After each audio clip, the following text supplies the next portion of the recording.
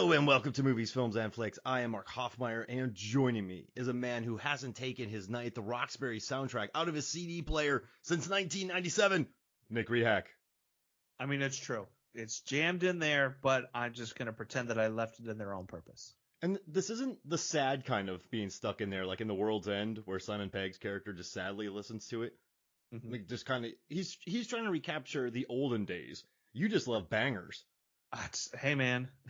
Sometimes you just like to wake up and have, instead of oops all berries, you have oops all bangers. That's your breakfast. Just sound punching you in the face, but with love. It's a love punch in the face with music. And like all your family and friends are kind of like, oh yeah, we're gonna do it again, but then they sit in the car and 3 seconds later they're bobbing their heads like the Butabi brothers in their cars. You think they're gonna be mad. They're like, I gotta listen to this again, but like you said, they just start nodding, then the feet start tapping, and then they're tapping on their legs, then they start tapping on me, and I'm like, stop it, I gotta drive. The whole thing. Then the people next, when you're in a traffic jam, all of Baltimore starts dancing like La La Land, but it's much more aggressive. Everybody puts it in park and they just get out of their cars. It's like, oh, hold on a second. Then I get a phone call and it stops it and everyone gets mad, like really mad, really quick. Yeah, you don't do and that. Just before a fight's about to break out, happens again and starts back up and everybody's getting it. Let me ask you a question. Whenever Ace of Base comes on, Mm-hmm. you're immediately happy, are you not? Oh, Any Ace of Base song. Yeah. You hear it and you're like, wait, yes, this is. Because you always say, yes, this is with a smile on your face. Yeah. You never been like, yeah, it's Ace of Base. You're like, yeah, it's Ace of Base. And you turn it up. Just if you put that on in a stadium, like the most if you put this on during, I don't know, a Steelers game when they're playing the Browns, and you put on Ace of Base, everyone in the stadium would just be running around cheering and slapping each other's backs, and like it would just be total friendship in the stadium. It would be like the Who's at the end of the Grinch when they're all just locked arm in arm, swaying back and forth around a tree, but they're doing this in the stadium, so it's around the field. Wow. Yeah. Yeah, that happened once. Remember that in the 2003 Eagles game? It was, but who were they playing? I want to say it Seahawks. It was the Seahawks. Yeah. You're right, because they were talking about calling it like a birdemic thing, and we're like, that's a little much to call it a birdemic. And then eventually a movie came out called Birdemic. Oh yeah. I wonder if that's what caused it. Ooh, or maybe that's what that guy, because you know how why can't I think of his name? Jordan Peele with his films, right? Nope. He revisited that TV show with the ape thing. In Us, he revisited Hands Across America. Maybe they were trying to start that. They were like, if we call this Birdemic, people are going to remember the Eagles versus Seahawks game from 2003. Yeah, no one threw batteries. Actually, they threw batteries towards the CD player to keep it going. And the weirdest thing is, it wasn't even the double A's that people used, or sometimes even the triple A's. It was those little circle CR25 batteries that are typically used in watches. Yeah. And those are nice. Those are fine. Might land in your drink. You might swallow it. You'll be fine. Yeah, you're just going to keep time a whole lot better, get a little more energy. If you go to a Philadelphia Eagles game, you're going to eat at least 3 batteries. Like, oh, easily. Yeah. Easily. Then you wash it down with a hoagie and or a cheesesteak and you're fine. Yeah, well, no, a Wawa half-gallon iced tea. Ooh, you're right. Yeah. Now, here's the thing. Is it iced tea or is it a half and half iced tea and lemonade? Oh, that's a lot of work. I think they buy 2 and then just do 2 different hands and slug. Yeah. Makes the full gallon. Yeah. Pro move. You got to do the double. Yeah, I mean, you're crazy if you don't. Like, it's Wawa. It's not Wah. That's exactly it. Right? Wawa. That's why they call it that, because you got to double fist whatever you're getting in there. Let me get 2 packs of cigarettes and I can smoke them at the same time. Yeah. You try just leaving with peanut M&Ms. Like, you're gonna have M&M and M&M. You're gonna be loaded. Yeah, you are. If they sold books and you got a copy of Infinite Jest, you better be getting a second copy of Infinite Jest. 2 copies. Same release too. Same edition. Yeah, 2 Infinite, 2 Jest. Ha!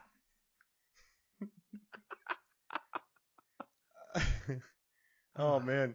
Yeah, so the reason we're talking about all this is because, I'm going to tell you something, and don't get full of yourself, okay? That would never happen.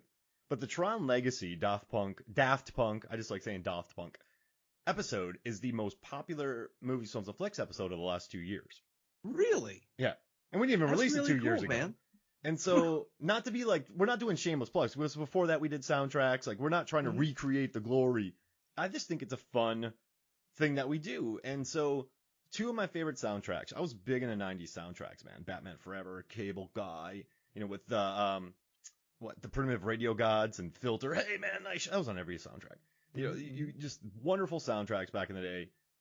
Then I figured, let's talk about the Pulp Fiction soundtrack and the Night at the Roxbury soundtrack, which I both found in an old CD jacket of mine that still has the barf on it from either Dirty Doug. Pretty sure Dirty Doug did it. Mm-hmm. I don't think there's another person who. I think Doug puked on it. Mm-hmm. It wasn't my other roommate, Leap. So now whenever I see the jacket, there's remnants of puke on it from 2003. Now, is it the actual, sleeve from the CD case, or is it a sleeve that you tucked into the big CD binder so you could carry all 128 CDs with you wherever you go? Oh, I'm sorry. I had the big case, the Case Logic case. I think I have 64 in there. Okay. So it was zipped up, got puked on. I cleaned it off. Still have them. They actually got stolen from my house, and I got all three of them back. Okay. I went Taken. I went Liam Neeson's Taken. Jordan Peele and Keegan-Michael Key would do an episode about how I got those CDs back. Because that's you just chased them down. I think I got 100. It's what? I got 164, 128, 152 CDs were stolen from me in total. That's a lot of money. That's in 03. Yeah, absolutely it is. With all the different Grateful Dead box sets that are coming out, I mean, I myself still buy CDs. Yeah. And guess how many arms I snapped to get my CDs back? I'm gonna guess 7. Because I bet it was 3 people. You snapped all of their arms. One guy, as soon as he got it fixed, you went back and re-snapped it. I did it. Yeah, I did it twice to all of them. Mm-hmm. So it's 3 guys who stole my jackets. So I broke their arms twice after they healed, and then there was another person that just, I don't know, gave me a weird look during the whole thing. I was a little hyped up. So yeah, I feel bad about that one. Excuse me, what'd you say? Yeah. He was like, I didn't say anything. That's right. Hey, you can't snap that guy's arm. I'm like, yeah, listen to the whole story before you make a comment. You better watch out or I'll snap your arm. Snap. You just snap one arm. You tell the others what happened here today. Who? What others? You know who I'm talking about. Okay, yeah. But you just bark at him as you run away. Mad dogging it. But yeah, so that's still in my jacket. I put them in my CD player on my long commute to work. Listening to Night at the Roxbury while stuck in rush hour traffic in Atlanta is not ideal. I would not assume. I've driven through Atlanta, and the highways are, I'm not saying Mad Max Fury Road level, because Baltimore, D.C. has their own problems, but you're pretty close out there. It's a lot of steel plates on the ground, but it's hard to get into just an absolute banging soundtrack when you're going 3 miles an hour. Yeah, it's tough. Yeah, and yeah, so but still, I listened to it. I adored the songs. I researched all the songs. This was a lot of work, and this isn't a cynical follow-up to our soundtrack episode because you and I just love soundtracks. We both love music. We both love movies, and we both love soundtracks. Yep. Absolutely. I know you collect vinyl. I collect vinyl. And I mean, I myself still buy CDs. I am a massive Deadhead. So every 3 months I get the latest in the Dave's Pick series. So that's the extent of my CD purchases. So his picks, are they like Foghat? Are they modern picks? Or like what is Dave? Nope. What's the release? So, Dave Lemieux is a sound engineer that works for the Grateful Dead organization. And so this is volume 43. Whoa. So he's picked 42 other shows. Basically, he finds a show in the vault and then re-releases it. This one is from 1969, a show in San Francisco and then one in Dallas. Nice. So it's a lot of them, yeah. See, it's nice. It's fun. Yeah, that's great. I love it. I wish like the Rembrandts had one of those. I'm just doing 90s references. So yeah, I've shared my music. We've learned a lot about each other in these opening minutes of the episode, and this is great. And so what we're gonna do is, much like our last draft, we're each gonna pick 3 songs from each soundtrack. We are going to alternate between Pulp Fiction, Night at the Roxbury, Pulp Fiction Night. So you pick a Pulp, I pick a Pulp, you pick a Night, I pick a Night, you pick a Pulp. You know how it goes. Yeah. Right. So we'll do that.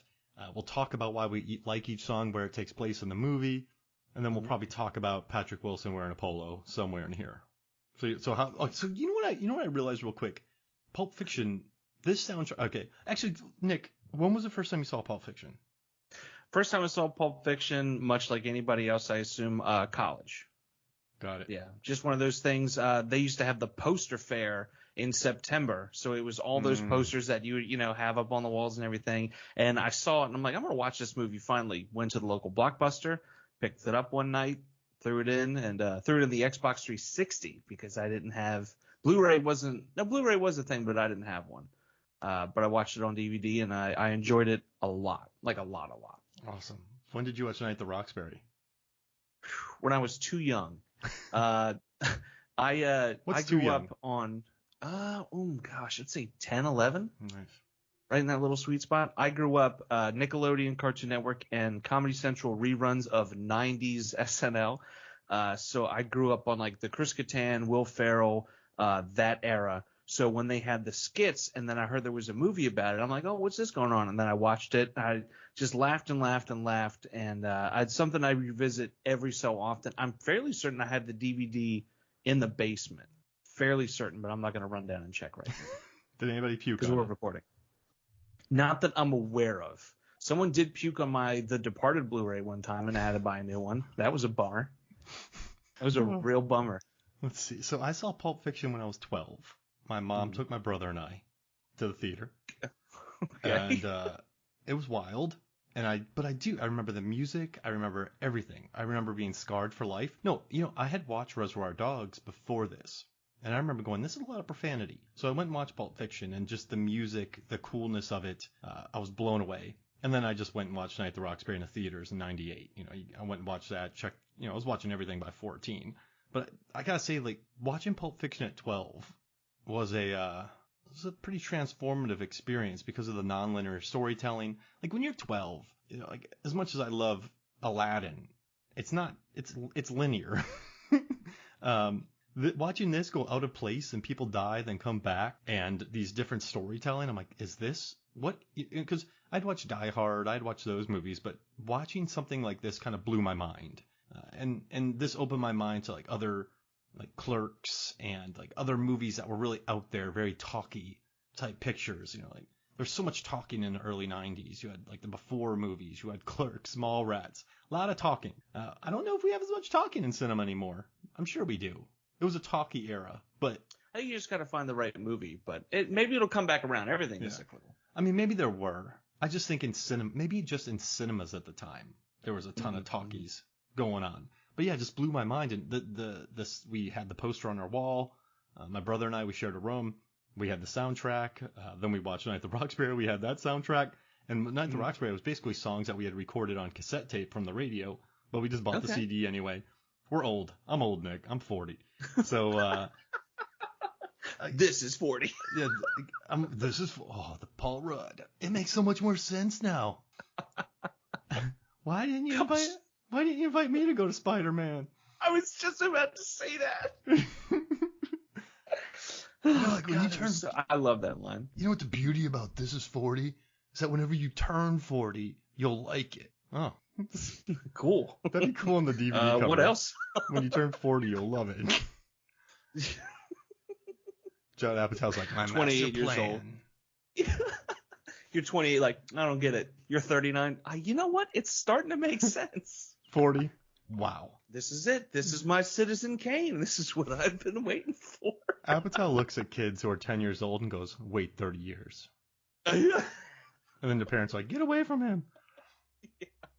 Why are you talking to my kid right now? He just stared him in the eyes. This is your rosebud. And walks away. Oh, yeah. Also, in 30 years, you'll love 40-Year-Old Virgin. And you'll love that movie I did on Netflix that nobody liked, but people get eventually. The Box. Or is that the one that... All right, never mind. Let's get back to... Judd Apatow? I was going to say. Because The Box, he did a movie on Netflix. That's about people acting in front of green screens. Is that what it is? Oh, I know which one you're talking about. Pedro Pascal, Karen Gillan. Yeah, murderous row of characters. Yeah. Oh, gosh. Great soundtrack. Oh, the Bubble. The Bubble. What did I say? The Cube? You said You said The Box. The Box. That's the one I think Cameron Diaz. There's a button and they got to push it or something like that. That's Richard Kelly. Yeah, whenever you push it, someone gets catapulted 3 blocks. Yeah. What is that? It's like boop, and you just hear wow. I was not expecting that. Cameron, why did you? All right, so what we'll do, I'm gonna let you open the pick. So we have the Pulp Fiction soundtrack, which went to number 59. Oh no, it went to number 21 on the Billboard 200. And Urge Overkill's cover of the Neil Diamond song "Girl, You'll Be a Woman Soon" peaked at number 59 on the Billboard Hot 100. I mean, it is a banger soundtrack. Doesn't have all the songs from the movie on it, but it's still like it's an embarrassment of riches. And I was reading something about it earlier, and I thought it was pretty funny by consequence, where they wrote it's I guess it's loaded with sexy songs and surf songs, and it works, which made me kind of happy. And it has a very West Coast vibe. I mean, Pulp Fiction has a very aggressive vibe, and so does the surf rock. So it's almost kind of perfect for it. You have the sexy songs, the surf rock songs, and it does create like a cool West Coast vibe. So what's your opening pick from it? My opening pick is "You Never Can Tell" by Marvin Berry's cousin Chuck Berry. Nice. I always like this song. I love the scene in the movie because it kind of just takes a break from everything, right? Everything's a little heightened. There's a little bit of nervousness where he's not really sure what to expect, with the boss's lady. And then obviously we get into other shenanigans later on with the heroin and everything. But just taking the time to like dance and kind of break away. Not a lot of movies do that anymore. There was always that moment in a film where a song comes on and everything just stops and everybody starts dancing. If you look at oh gosh, why can't I think of Ferris Bueller's Day Off? And all of a sudden they're doing that song and it cuts and everyone's like, we're just going to dance for like 3 minutes. It's like, great. This feels kind of like that. And they're keeping it old school, doing like the, little twist and everything and just kind of old school moves. We played this at the wedding, my wife and I's wedding, because the opening line, there was a teenage wedding and the old folks wished them well. You could truly see that Pierre did love the Mademoiselle, and it's fun. And I had a lot of film friends at the wedding too, aka FTS was there. And when it started playing, I looked over at them and we kind of, like an eye contact thing. And it's like, oh, it's this thing that we're enjoying and no one else kind of gets, but it's still a good song. Oh, it's a banger, man. Like I remember when Guardians of the Galaxy came out, I put together my own awesome mix, like what I would take with me. And this song's definitely on it for real. I started reading more about Chuck Berry and woo-wee, does that dude have a sordid past? He sure does. Yeah. It's kind of hard. Yeah, I dug up a lot of crap, which is a kind of a fun inside joke. I was, yeah. But the song still, though, I don't care. The song is an absolute banger. Just like Pierre and the Mademoiselle, they just keep doing well. They play their music, they turn it down, they get a nice job, they have some kids, they get married. Like it's not, it's just it's kind of nice because like it's just two people succeeding and everyone's like, well, c'est la vie, said the old folks. Like it's kind of nice that it's super positivity, but also, I mean, it's an iconic dance scene, man. Uma and John just crush it. I was watching it last night, and I mean, no wonder Travolta had his comeback. They just own the screen, and they're wonderful. Yeah, it's really good, and that actually introduced me more to Uma Thurman. I'm fairly certain my first Quentin Tarantino film was Kill Bill Volume 1, and seeing Uma Thurman in a different role than what I had previously seen her in action, I'm like, okay, this is kind of cool. She's doing something different, and then go down and look at her discography or filmography more and see what she's been into. So that was kind of nice to be like, oh yeah, I'm familiar. And then you start to see too how Tarantino works with a lot of the same people and everything like that. Hey, so you and I head out to Baltimore for some reason. We go to the John Waters pub and brew, and where they just serve like really ridiculous food and bonkers beer, very loud. We're sitting there hanging out, and someone's like, "Hey, Mark, Nick, you guys could pick a song and do a dance contest, and you have a chance to win $5,000. What song would you pick?" I mean, this is going to sound like a bit of a cop-out. I'm going to go with "Do You Love Me" by the Contours. Ooh. It's just a real classic. They're even throwing out some stuff, too. I can mash potatoes. I can do the twist. It'll give you a moment like, all right, I can pivot and do a twist thing. And while I'm doing the twist, because it's a very simple move, I can think about what's going to be my next move and then bang. And then, of course, there's that drop where it goes down and then bang, hits you back again with a watch me now. And it goes on and it's enjoyable. When I'm at work before anybody else sometimes, I'll throw it on and I'll dance around. I'll throw on Dance Yourself Clean by LCD Sound System and dance around. I'll throw on Tell Your Girlfriend by Robin and dance around. You know what I mean? Just it's 5 a.m. and I'm alone and I want to dance. I want to dance. Everybody listen, everybody. No, yeah, you know what? I could do that one. Why not? I'm terrible at dancing, but if you look like you're having fun, you could nail it. We would lose the $5,000. Well, it was never ours to begin with, but No. people would be like, listen, you guys were great. Here's a beer. Here's a pretentious IPA and a Pink Flamingos Criterion disc. That was Hey, a prize is a prize. yeah. Like, hey, we won prizes at a John Waters dance contest. Like, and how many people get to say they even took part in a John Waters dance contest? You know what I mean? John Waters, when of we're walking admission? away, winks at us. Good job, boys. Winks. It's like, oh my gosh, do we make a wish now? Is something about to come true? Was this pennies from heaven or what? I read his book, Shock Value, and if you haven't read it, I totally recommend John Waters' Shock Value. It's a very good book. It's so funny that you're talking about both John Travolta and John Waters. A couple years ago, they had a program where it was John Waters interviewing John Travolta about his career. It was like an hour and a half long. They just hung out on stage and talked, and I wasn't going to go. I wanted to go, but I didn't have the money, and out of nowhere, my mom was like, hey, this seems kind of cool, and just bought tickets, and we went, and I secretly recorded the whole thing on my phone. And I found the audio file the other day, and I kind of want to listen and see if I can scrub anything out of it. But it's just so weird that you're bringing those two up at like the exact same time. It's very coincidental. See, that's why we're great, man. Look at us, two trippy peas, one far out pod. All right, so since you picked a song from the Jackrabbit Slim's place, I'm gonna do the same, and I had a first pick. But I'm going to pivot and go to my second pick, and that's going to be Lonesome Town, written by Baker Knight, who was an agoraphobe, and he lived in L.A., and he just didn't like it, so he kind of wrote about Lonesome Town. And they didn't really want Ricky Nelson to do it, but Ricky Nelson ended up singing it. I was listening to the Ventures cover of it earlier, and it wasn't as ambitious as I wanted. But yeah. It's Lonesome Town because, I mean, I'm super emo, right? And so, like, listening to this song just about Lonesome Town, going there where, like where people can cry. And, I mean, I just love the lyrics, and, it doesn't really, it's during the scene when Uma and John are talking about the $5 shake and money comes into play. And also, I mean, the writer was given a few dollars at a time to write songs to like stay alive. So he needed a few dollars, by his manager. Travolta's like talking about a $5 shake. But I just dig, like, there's a place where lovers go to cry their troubles away. They call it Lonesome Town, where broken hearts stay. I just love that. Like, it's like you can buy a dream or two, and the price is a heart full of tears. And then, like, I love it too when in the town of Broken Dreams. So not only do we have Lonesome Town, we have Broken Dreams Town. Mm-hmm. That's, if I would have listened to this when I was 23 drinking Jack Daniels, I probably would have gotten a tattoo. Well, the thing about it too is, if you look at it, both of those characters are Lonesome Town. Yeah. You know what I mean? Mia, she's not really around the boss a whole lot. Nope. So she's not doing anything. Vince, John Travolta's character, he's got Vince, and that's really all he has going on. And then you're talking about Broken Hearts, right? Mia didn't get that movie. John Travolta's not getting I don't know what he wanted, but he's not getting what he wants. So it's very apropos of the two people in that moment. Absolutely. And then it's shot with single shots too. Like, they put the camera on one side of the car and the other. There's very rarely a two shot with both of them in it.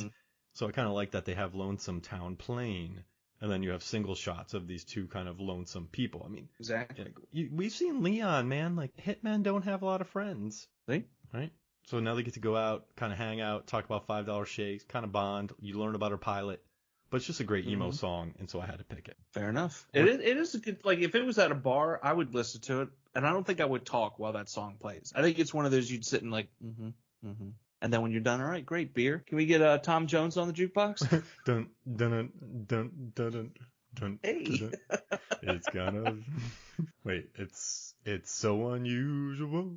Yeah, that's what it is, right? Close enough. It's not unusual to be loved by anyone, but I'll take the it's so unusual. Man, when Lonesome Town's on, when everyone's just sitting at the bar being lonesome listening to it, I want to do one of those punching things where you put it down. I would just whap the punching thing in the middle of it and like have the score go high and like ringing bells. And then just be like, yeah, everybody, I got you. I'm the mayor and the security guard. I just took you to the town of Broken Dreams, baby. Also, my body broke in my hand. Can we get some ice? I hit the thing above the punching bag. Ooh, Daddy needs some ice. That actually did happen to me once. Ice? Really? I was in Korea, and I was I think I went rogue I would do that. And I remember I was just hanging out because I was like, I don't want to be around like all these people. I'm gonna go to explore. So I found this punching bag and like I hit it and I got like the high score. So then this huge group got around us, and then I went to hit it again, but I punched a metal pole above the thing, and just like it still went pretty high, and everyone was like, oh yeah, that was great. But you know, I had too many cask beers in me, so I didn't really notice it. So I just had a really jacked hand. The next day I had to go play a soccer game, and then we had one of our soccer team had a party, and so I went in the batting cages with like an incredibly jacked up hand and was just hitting baseballs in a batting cage with that hand.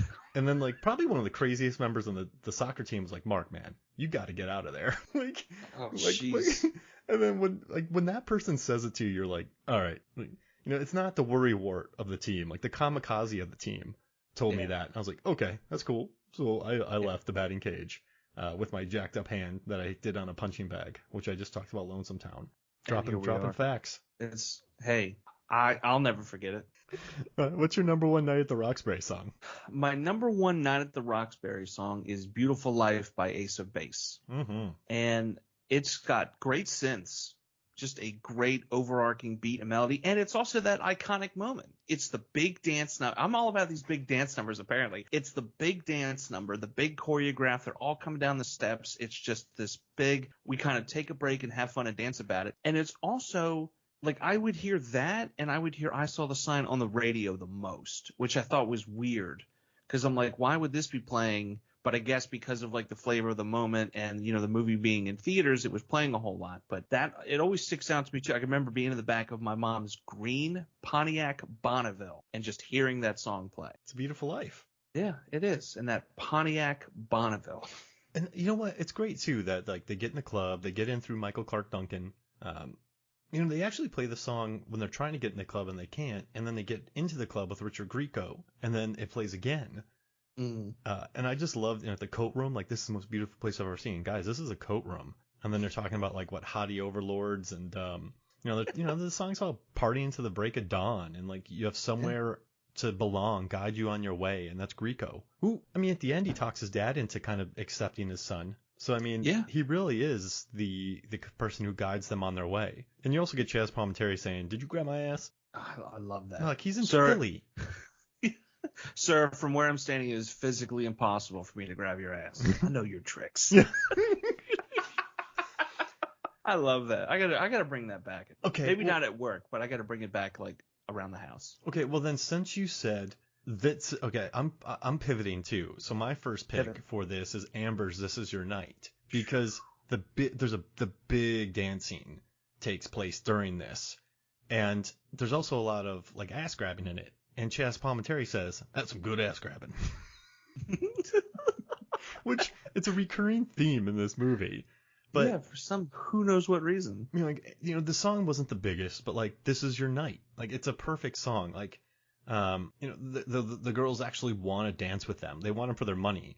But I did write down, so I wrote "Dabba dabba dot da dit dot din day, dabba dabba dot da dit dot din day. Dabba dabba dot da dit dot da day dit dot da day. This is your." I was watching it on Amazon Prime, and the subtitles were on for some reason, and they're just on, and it spelled it out. I was like, dabba dabba dabba dit dot da day, and then it's dit dot and day, dit dot and day. But then when you look up the "This Is Your Night," they have it spelled completely different. They're like da da da da da dit dit. They spell it DITAIT AIDI. Dit I yeah, I'm lost.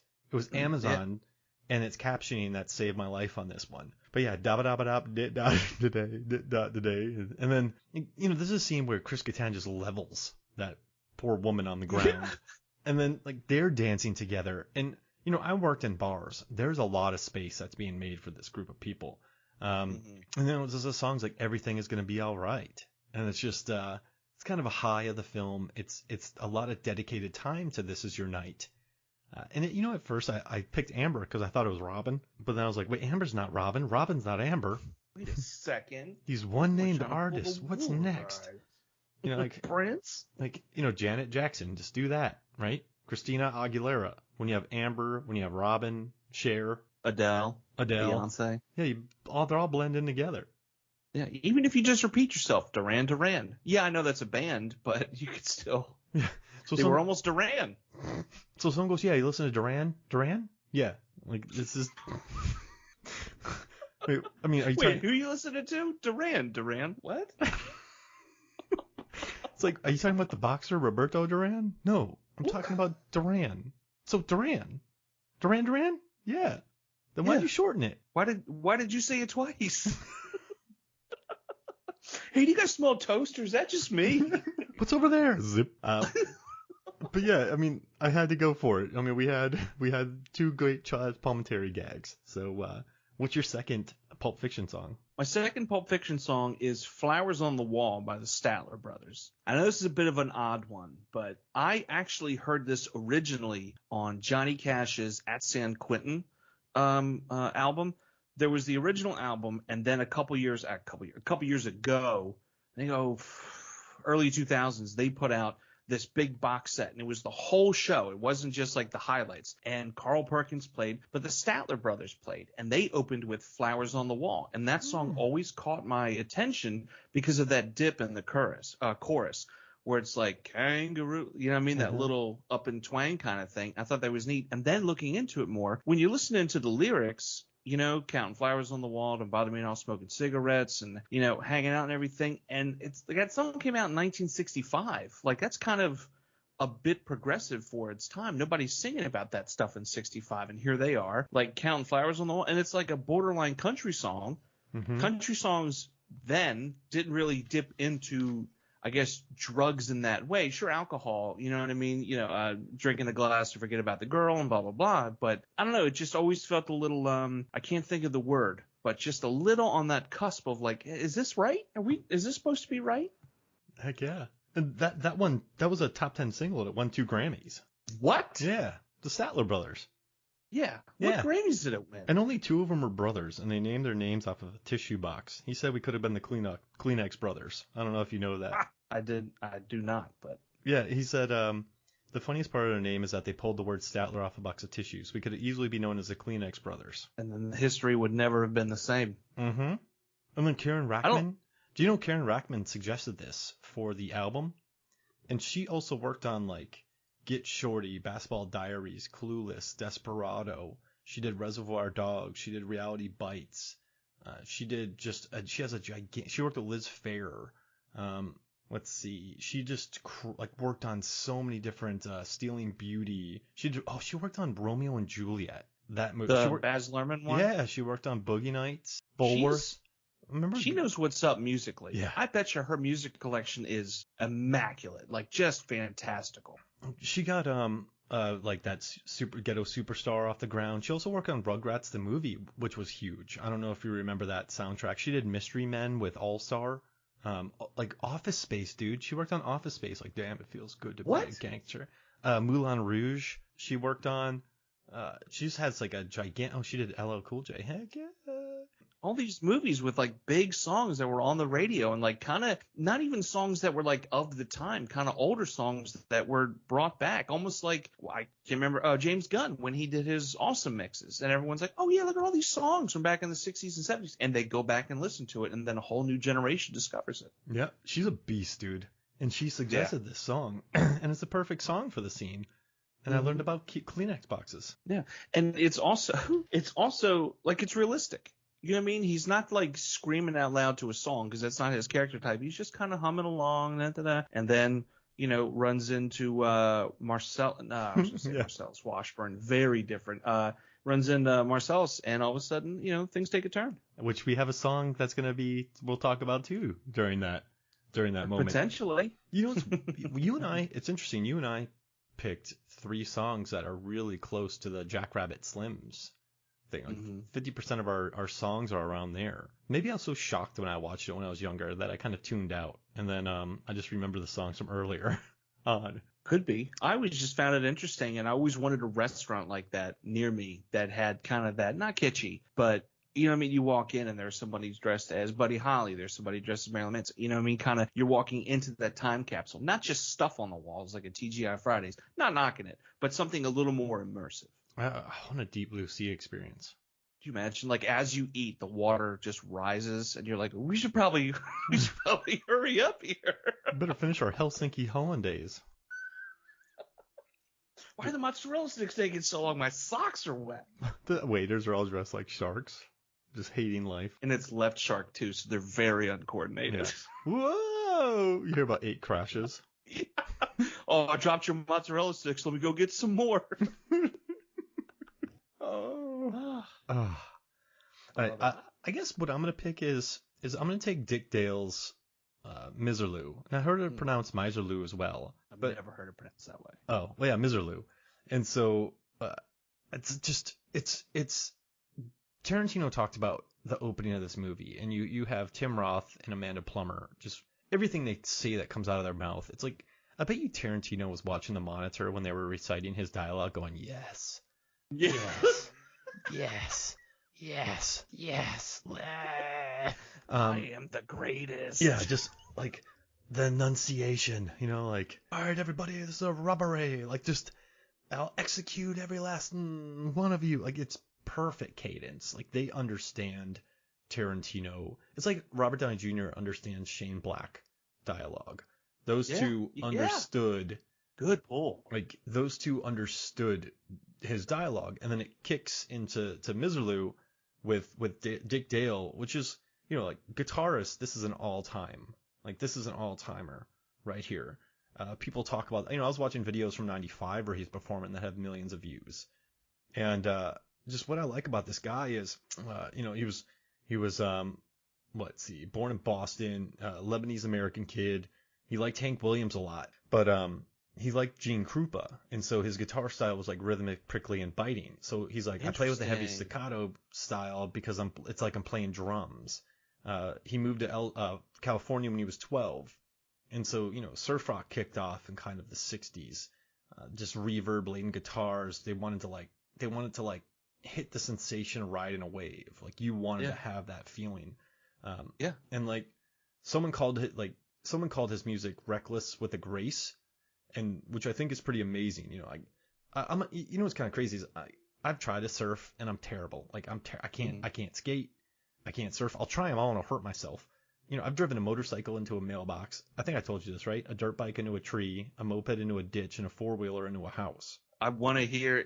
My cousin drove a 4-wheeler in our house once. Yeah. I'm terrible on skateboards, roller skates, but I've tried to surf. I can't even ski. I have to tube. But I've always loved surfing documentaries. Step into Liquid, Riding Giants, Endless Summer, and I've always been a huge Beach Boys fan. I know they're not exactly surf rock. But like beef rock. What would that sound like? Very sludgy. Very, like, a lot of fat chords. Would it be Captain Beefheart? Like, just his music? Just these real meaty tones coming out? But yeah, I love surf rock because I feel like it's really aggressive. I sent you that link about thrash metal. It's with more like, distortion. But yeah, Dale, like, he grew up with that kind of Arabic music around him, and his dad, like, played a lot of Arab songs. And he sort of learned about this song from the 1927 version of it, like a Mediterranean folk song. Then he, like, put himself away and kind of mastered this song. And just watching the picking, the upside down left-handed guitar, the story behind it's awesome. But Tarantino said, I'm going to lay a gauntlet down. And what's funny? Before I read that article, I have the Pulp Fiction soundtrack in my truck, and I was listening to it, and I was thinking, if you're in a band, one of the craziest things you could do is play this song first, because you're laying it down. Like, you lay it down. So you have to keep the momentum up, or it's getting killed. Like, it's a very audacious thing to do to start with this. The tone is here. Mm-hmm. Like, that's where the bar is. It's up top, and you have to meet that. You can't let go. No, and I thought that was pretty cool. Like, just watching him laying that gauntlet down and crushing it. But it's a perfect intro to the song. I learned a lot about him, the guitarist and the culture around that, and that's kind of why I love doing these things sometimes. Is I feel like I learn a lot about certain songs, and it was just cool. Like, it's it's just epic, and it feels like a big old movie, and that's why I picked it. Yeah, and it's great because you're already hyped because she's jumping up, like you said, I'm going to execute every last one of you. And rather than see what happens next, bang, here comes that song. It's loud, it's in your face, it catches you off guard. And what is it? Just here's the title, Pulp Fiction. This is what we're doing. And then it cuts to something else, like you touched on earlier with the nonlinear. It just cuts to something else altogether different. And you're like, wait, what is happening right now? It's a little disorienting, and it kind of keeps you that way as it changes through until we pick up and, we find out what happens to Honey Bunny and if she's cool or not. She meets Jules. Oh, what a scene. It's just beautiful, man. And so I had to pick it. And I'm glad you left it open for me because I really enjoyed researching it. Yeah, I got into the song from Space Jam when they do that little homage to Pulp Fiction, which I discovered later on. I'm like, oh, that's where that's from. And then obviously the Black Eyed Peas did their thing and kind of ruined it for me. But it is what it is. I got a feeling. No, you're shaking your head. I'm not a Peas head. No, yeah, they don't. Their music. Could they do anything to appease you? They could take a 5. Well, they're kind of taking a 5 right now. They're not doing much, but it was just a lot. It was a lot at once. I always wondered why their song "Where Is the Love" didn't cause world peace. I mean, Justin Timberlake was on it singing the chorus, and he was huge at the time. Like, how does it not? I do have some respect for them, though, because I worked in bars and just watching, I Got a Feeling, listening to Let's Get It Started after the edit. Even when they started, like, That's a Joint, That's a Jam, like, they were, like, the beginning stuff, like, I feel like they learned the equation for gigantic club pop hits. Yeah. And then, like, I feel like it's a science. It really is. So I have respect for them in that regards. But, yeah, they were everywhere for a while. Yeah. But, like, I think... Oh no! I'm sorry. Again, they're not good. Listen to that song, "My Humps." It'll put you in a weird place because you just listen to the song and you're going like, man, what is happening? Like, this is here. It was a huge hit, and I kind of appreciate them for that. But it's a very confounding song. Yeah, it's and the chorus is weird too because how they say she's got me spending. It's like very like a minor progression that goes up. My group of friends in high school was obsessed with that song. Whenever we did Cosmic Bowling, they wanted to hear it, so it always played. When we had our proms and our homecomings, it always played. So after a while, I'm like, you know what? I'm kind of good. I'm kind of good on this. And I think Black Eyed Peas, the key to success was like, hey, let's stop singing about something with a purpose and a message for the community, and let's just talk about excess and what we wish to be. And then so it became. They started winning Grammys, and they started – Dolce & Gabbana and Icy's and Fendi's and, everything else. And it's good for them. Good for them. You know what's interesting, though? I would watch people when I Got a Feeling comes on, and it's a hard song to dance to.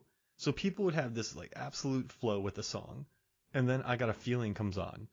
And then you would just watch people, and they're kind of hopping, and they're kind of – it was never an NSYNC, not the band. Even though I did listen to an NSYNC song the other day, Dirty Pop, and I almost melted into the ground.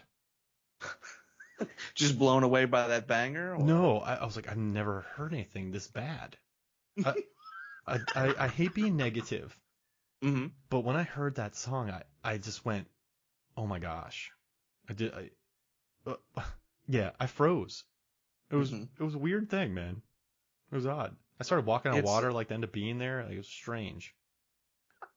I remember that for some reason from, I don't remember if it was Pop-Up Video or Making the Video, but one of those MTV shows, and felt like it was everywhere for a little bit. Dirty that music Pop. Video for it. Give me what you got.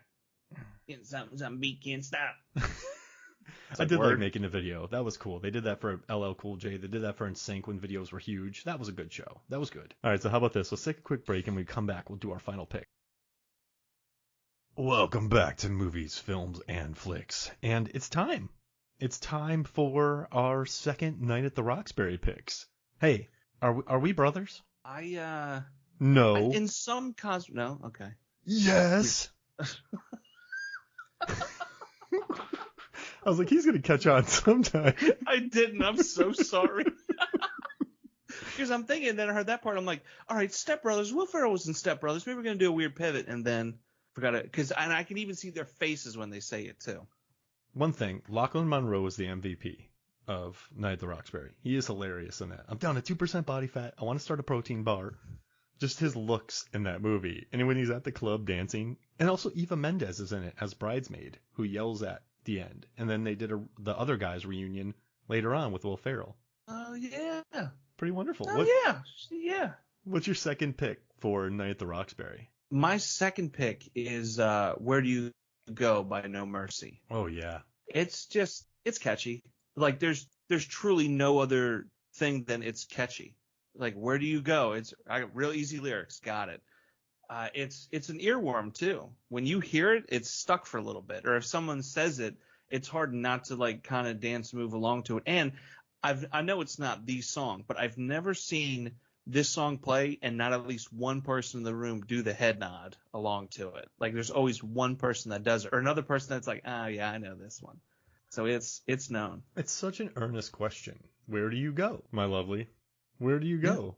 Yeah. I want to know. Like and they got some kind of nice harmonies in part of the song. Like it's almost like Gypsy Kings if they had like a little bit of EDM in them. Oh, I want to know. A little bit of calypso and the claps and everything with it. Like it's delightful. And how often do you hear like an upbeat, like kind of 90s house with acoustic guitar in there? Like you don't. Oh. At least I don't think you do. Yeah, just the way it kicks off. That's what I loved about 90s dance music. There were, like, it was pretty interesting. There were some pretty good, like, I dug 90s dance music. And this song plays at a good time, too, because they can't get in the club, it's closed. And it just goes, where do you go? And then where are they going to go? And then it goes to them sleeping at their house. And then Chris Kattan gets a Twizzlers in his mouth, nose, and then Will Ferrell eats it. It's just like anything else in that film. And weirdly enough, like in the Pulp Fiction ones, it's just apropos. But rather than it being a weird somber song, that's not their lifestyle. Their lifestyle is the club. Mm-hmm. Their lifestyle is upbeat music. So, of course, that's going to be the song that plays. Not a ballad. There's not a lot of 90s dance ballads, I don't think. And even if there are some more somber minor key songs, you're still pumping your fist to it. You know what I mean? Like the desert mist the rain, and I miss you. Oh, man, like, even Tom's Diner, you can kind of like da da da da da da. You can kind of a little bit. Just kind of move and groove with it. Yeah, that's probably the best dance right there. But yeah, I mean, this one was BuzzFeed says it's in the 101 greatest dance songs of the 90s, and then in 2021 it was ranked number 40 in their list of the 50 best songs of summer. So I mean, okay, yeah, I would agree. I mean that's not bad. And then what? Let's see. Oh yeah, wait, LaBouche did this right? Yeah, no. Yeah. The Euro Dance Band. Electronic dance music. Wait, did they also do Be My Lover? And Sweet Dreams? They did Be My Lover. And Tonight is the Night. Sweet Dreams was the Eurythmics, I thought. No, Sweet Dreams of Rhythm and Dancing. Oh, that Sweet one, that dreams one. Yo. Different dreams. Sweet dreams are made of these. Be my lover, wanna be my lover. Sorry, I got a tattoo recently, and the guy was playing Marilyn Manson's Sweet Dreams as I walked in, and I'm like, maybe I shouldn't be here. Oh, wait, so I just messed up. No Mercy is a trio of American singers who were originally brought together in Germany by producer Frank Farian. Bronx-born Marty Cintron and twin brothers Ariel and Gabriel Hernandez, who hailed from Miami. But they got together in Germany. Were originally brought together in Germany. Well, I think Europe has always been a little ahead of America when it comes to pop. They had the House and Trance, and then it came here. Then it had like the EDM stuff that came here. So I can understand how it's in Germany, and they're spreading the word, and then they try to make it big in America. I mean, look at Dieter from SNL. You probably saw him a lot in the 90s. Oh, yeah. There was Dieter, there's Sprocket. But yeah, dude, it's a great jam. And I listen to it a lot on the radio. I love when you pick this, I was like, yeah. This is a good jam. This makes me very happy. All right, so my next one is my second pick is from Robbie Robb's Club World, and it's Make That Money. Because Robbie Robb's Club World. Now, so I picked. I had the lyrics here. Where do I have it? Make That Money lyrics. Oh, I must have lost it. Looking up something, but. I was listening to this the other day on my way to work, and I was like, you know what? I am gonna go make that money. It says make that. It's like it starts off great too. I want to dance, and then it's like builds into it, and then it's just like make that money, make that money, baby. You've got to make that money all night, yeah. Make that money, make that money, baby. You've got to make that money tonight. And my favorite part of this song is when it goes cash, check, or credit card. Everybody working hard. Yen, pound, or dollar bill, as long as you call it money still. Income, earning, salaries, everybody charging fees. Your parent, your bubby, your baby, your honey, everybody make that money. Yeah, that's about right. I think they were originally going to inscribe that on the Statue of Liberty, and then they went with poor, tired, and huddled masses. Give me your part. No, make that money, baby. But like, you just want to make that money, and like, you know what I love too is like they're going into the bar, they're trying to get in, they come across Michael Clark Duncan. That one guy has a ton of money, so while this song is playing, Doug and Steve bring up what I got an Abraham, I got some George Washington, I got some Roosevelt, some Jefferson. His friend, yeah, George Washington, and his other friend, George Washington. Oh, and this one's lonely. He wants to go with his bandmates. And then Duncan just throws it on the ground. Just tips that clipboard over. But like, they picked a good song. I mean, it's dealing with money, so then he tips it over. But you know what's interesting? I know I'm gonna mess this up big time, but on this album, the album is by the guy from CC and the Music Factory. Okay. One of the guys from CC and the Music Factory. So he broke free of CC and then started his own thing, Robbie Robs, and then he came out with this song, Make That Money. Yeah, and that's what he wanted to do. He's like, look, we got to close the factory down, but we're going to open up Club World, and we're going to see what happens. And you know what I love, too, about these songs? Like, Where Did You Go, My Lovely, I Want to Know. Make That Money. This Is Your Night. It's a Beautiful Life. The simplicity of 1990s songs were just like, it's a beautiful life. All right, let's party. Like, this is your night. This is your night. Beautiful. Straightforward. Yeah, go out there and get it. So go out there and get it. When I was in my truck in Atlanta rush hour traffic to go make money, I was listening to a song going, you know what? I am going to go make money. I'm going to do it. Yeah. And here you are making it. More money. Yeah. I see those scarves behind you hanging on the wall. Yeah. You don't, if you ain't making money, you ain't buying scarves. Ain't nobody, you don't see scarves in here. What do I got behind me? Knickknacks. I found at a thrift store. You know how many cold people there are in the north? I'm not even cold. And I live in the south and I have scarves. That's how much disposable income I have. There's people in the north right now who would want these scarves. In a big bad way, but no. I use these scarves to take to soccer games and hold up in the air and not put around my neck. I'm not crazy. I got those scarves in my other closet. Ah, you just switch them out when the seasons change. Yes, I have a very. Do they change down there? Yeah, I mean we get super. We had a gnarly summer. We do have a fall. All the leaves change in fall. The coldest it's ever been since I've been here was 17, which if you live in the South is like murder. And I just stand in a warehouse for like 14 hours during the filming day. And we get snow a couple times a year, enough for my family from Iowa to be like, that's nothing. I'm like, I live in the South. You live in Iowa. Like we don't have trucks for this or shovels. Yeah, exactly. When I moved to New Orleans, when I would go to the stores, they weren't snow shovels, they were demo shovels. I'm like, what? No, this is what we use for our snow. And they're like, well, we don't. I'm like, oh, clearly. Watch the attitude, mister. Yeah. Did they say go with like GEAU? Go out of here? Like Wilford Brimley from Hard Target? Not until the 6th time I was there. But I will say I became a fan of that type of spelling where you swap out the O for like a EAUX or whatever it is. I was a fan for a little bit. Nice. What did your name become? Nick? Nope, just Nick. Rohack? Nope. I wish I had a fun, like, you kind of throw the O in there, but nope. Mark. I would watch the O's, the Orioles. I'd watch the O's, the EAU, X apostrophes. EAU. I had to rewrite Reels? on all my shirts. The Aerials? The A's. Let's just spend the rest of the episode just O's. Anytime there's an O in there, you gotta say go, oh, my pure podcast. Oh, say, can you see?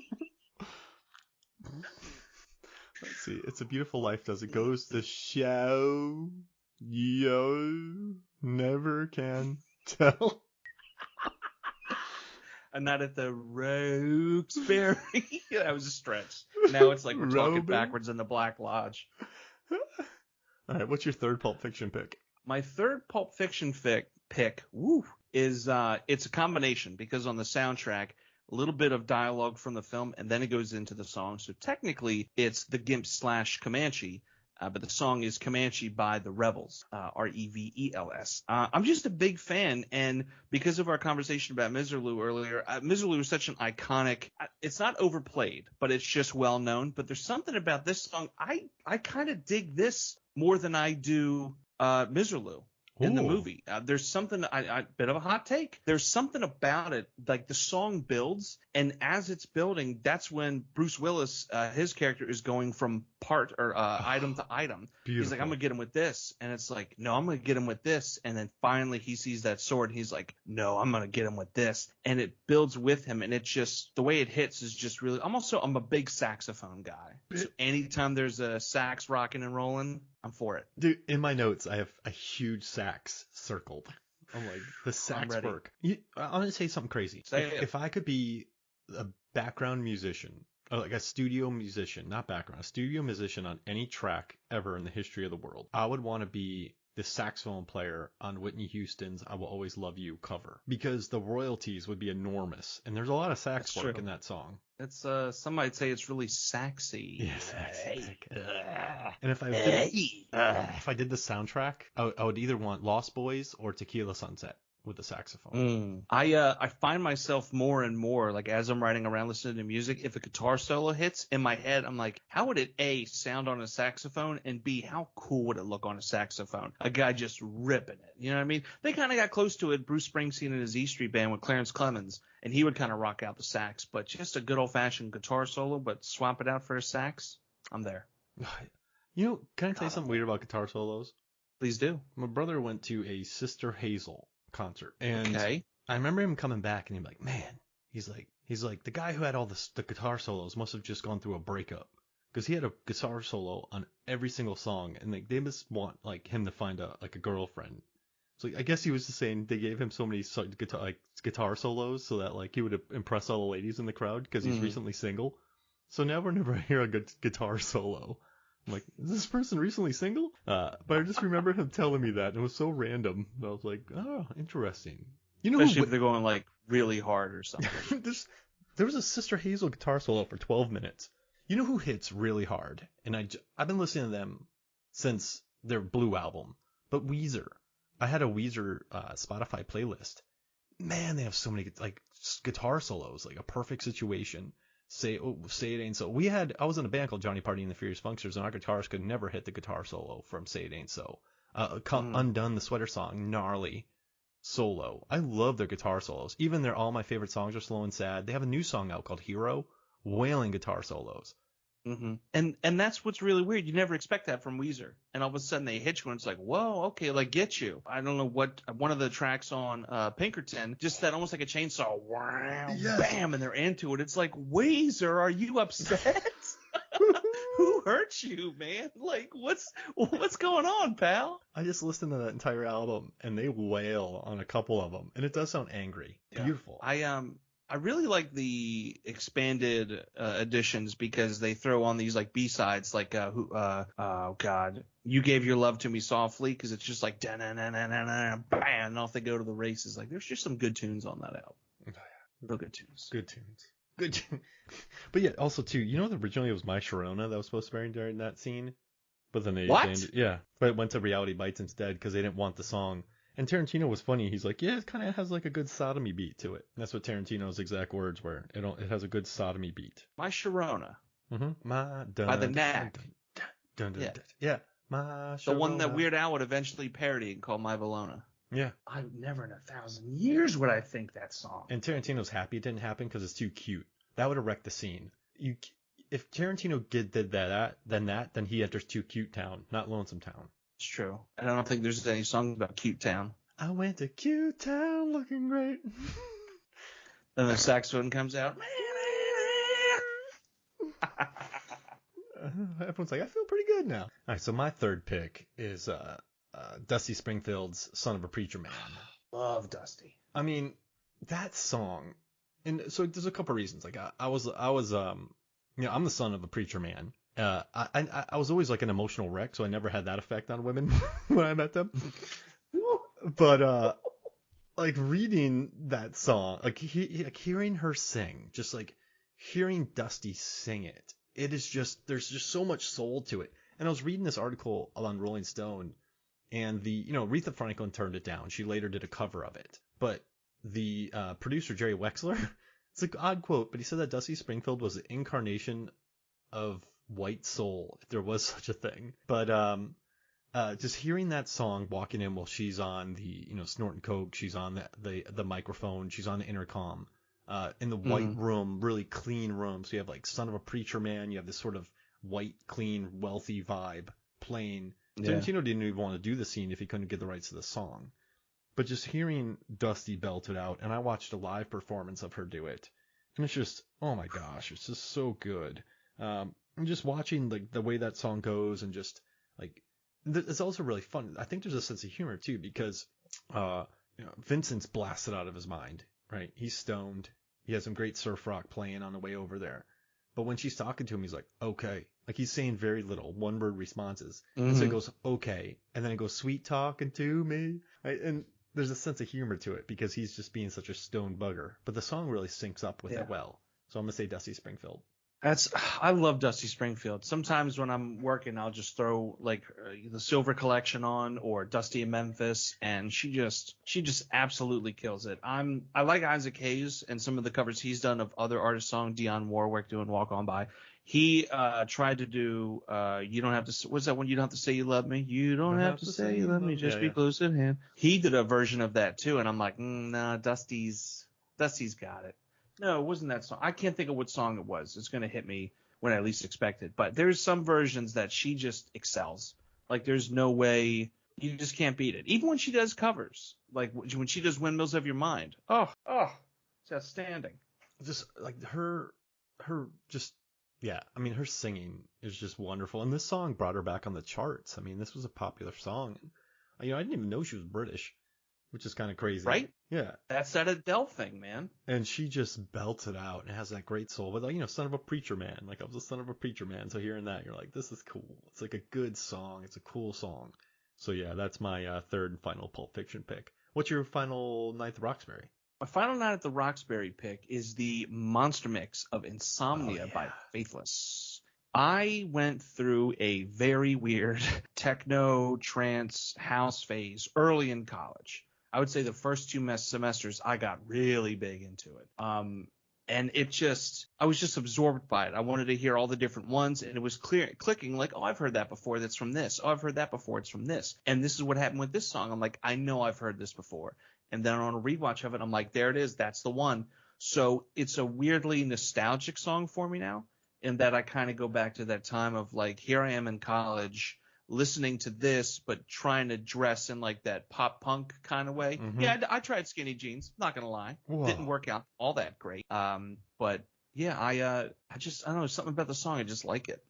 Oh man, and it hits too, and it's so cool when it comes on because it kicks in when like it feels pretty good because it kicks in when they become their bosses and like, can you approve this? And they're like, oh yeah, that's fine. And just sort of you meet the credit vixen and like the hottie police officer. And then the song kicks in, and like I can't get no sleep, and Insomnia, and dun dun dun dun dun dun dun dun dun dun dun dun dun dun dun dun. Oh man, yeah, it's so good, right? It's a great jam that kind of takes you away. Yeah. You know what I mean? This is one of those, you can get lost in this song if you're not paying attention. If you're driving and this song is on, all of a sudden it's like when you go to work in the morning and all of a sudden you're like, oh, I'm here. How did I get here? Yeah. This is the exact same way with this song. You're just kind of listening to it and all of a sudden you're like, oh, I'm driving. I've been driving for the last 5 miles, but I have no recollection of me driving. I've been really enjoying, I have Sirius Radio, and Pitbull has a Pitbull Globalization, and he has morning mixes. So like he doesn't do the 13? Mix. Yeah, it's like sometimes like I'm getting used to some of the DJs there, but you get some really cool. The one morning when I was driving to work, they had this 90s mix, and it was just all updated with like a lot of EDM with 90 songs. But it was awesome. Sometimes I get lost in that, man. That makes my ride a lot better in the morning. But you're right though. This is kind of it doesn't hype you up, but it kind of immerses you in that world. So that's how you could get to one place to another without even realizing it. It kind of puts you in that trance. It's a very literally. I mean, that's the whole point of it. It's trance music, but it's also one of those like I would love to play chess while listening to this song, or I would love to play Scrabble while listening to the song, because I think you would play with that much more of an intense ferocity, and you would want to like not just beat your opponent, but you would want to obliterate and dominate, even though that's not the energy that this song is bringing. You know what I mean? It'll keep you focused, but you'd still get kind of pumped up. Yeah. Inside, you're just like. I love this song. Yeah, when this came on my CD, I turned it up so loud. It made me so happy. It's a good jam. Yeah, it's just, and there's that bumping, just that driving bass that's just front and center, like ooh, ooh, ooh, ooh. It's a good song. I would have picked that. That's good. That was like my fourth pick for sure. But I had to make that money, my friend. Got to. Sometimes you got to. And last but not least, we have probably the most featured song of any of the songs in all of these soundtracks, and that's Hadaway's "What Is Love." I mean, the movie opens with that. Mm-hmm. It like the Butabis. Are we supposed to believe that they're like they did 7 years of high school and they've been friends with Lachlan Monroe that long? So are we to believe that these guys are 21, 22? Wow. I didn't even think about that. Maybe they're supposed to be like that age, but really they're like 10 years added on. Yeah. You know what I mean? They're like, oh, we've known you all 7 years of high school, and that's it. But so I think that just shows how long it took. They're very aggressive guys in the beginning when they're bouncing people around. But then the next time it's used is on a beach when there's just a ton of butt shots, and then there's a butt shot of them. And then there's the wedding scene where it's basically like Say Anything, where Chris Kattan is Lloyd Dobler. And then the movie ends with, and I love that their heads are nodding, and people are like, stop nodding your head. Stop nodding your head. Stop doing that. Richard Grieco says today. And I love that Lachlan Monroe, like, saves the day. It makes me so happy. He's like, I have 2% body fat, protein bar. And then it plays again when they're driving on the way, when they're happy. There's like, you look good. Like they're back in the car looking good. They move back into the room. And then it comes out the end when the ladies are like, no, yes. But it's kind of weird. Like, they're like, I love this song. And then Farrell goes, I'm getting kind of sick of it. And then the end credits, it's the song. So a lot of time is dedicated to Hadaway's Where's the Love? Oh, yeah, wait. Yeah, What Is Love? What is love? Oh, yeah. Yeah. Yeah. Like, it's just, oh, baby, don't hurt me no more. And it's just like, oh. It's just such a good song. You know, like, and it had a great run, too. So, yeah. That song got back on my radar when somebody mixed it for a beat, and it was like an Eminem and Lil Wayne song. Really? Have you ever heard that? No. You ever hear that? Yeah, dude. I gotta find it now. So you know what? It was recorded by Trinidadian German Eurodance artist Hadaway for his debut album. It reached number one. Let's see. It became number one in at least 13 countries, and it reached number 2 in Germany, Sweden, United Kingdom. Outside Europe, the single was a hit worldwide. It reached number 11 on the United States, number 12 in Australia, number 17 in Canada, number 48 in New Zealand. It won the Echo Awards in Germany. It was in the categories Best National Single and Best National Dance Single. And so he's like, we just used ideas that were fresh at the time. We tried to make something that no one else had. The song came really fast. I had the idea for the melody in about 45 minutes, and the total structure of the song was done in about a day and a half. But it's cool. It's a good beat, good song. There's some longing to it, but it's a good dance track. So, I mean, it was all over the place too. People love it, and people call it like one of the 1990s quintessential dance tunes for sure. Oh, it absolutely is. There's no way that it's not. Like, it's when you hear Roxbury, that's the first song you think of. When you go to think techno and trance and stuff in the 90s, that might not be the first, but if it's not top 5, it's top 10 easily. If you don't put it on a top 10, top 15 list, I feel like you're being quite provocative. Mm-hmm. Right? That's just one of those where you kind of look at the person and you go, yeah.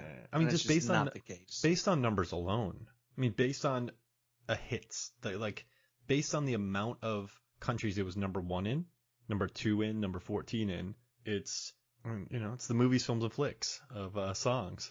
Yeah, it's everywhere. It's permeating. It's where you want it to be, and I'm not going to say worldwide phenomena. It's pretty close to a worldwide phenomena. It's bigger in other countries than it was in America. That's the movies, films, and flicks way. We're the Paul W.S. Anderson of podcasts, which makes me very happy. And that's a compliment because he's been making movies for 30 years and just crushing it. Yeah. And he keeps making them. They keep giving him money. He's got to be doing something right. Listen, billion-dollar franchise with a female lead, Mila Jovovich, right? Mortal Kombat, Robin Chow saves the world. AVP, Sanaa Lathan becomes an honorary predator. Event Horizon, Lawrence Fishburne hears a gross message and goes, "We're leaving." Like, they try to leave. It's beautiful. He's a guy who's like always hired diverse, cool cast, and like he's just a beast. But he's more like, in Japan they love him, in China they love him, in Germany they love him. So it's like Movies, Films, and Flicks. We do well in the States, but we're bigger worldwide. So I'm either the Hadaway, I'm either the What Is Love, or I'm either the Paul W.S. Anderson of podcasts. Why not both? Why not Paul W.S. Anderson doing the music video for Hadaway's What Is Love? My mouth is wide open, and I felt drool.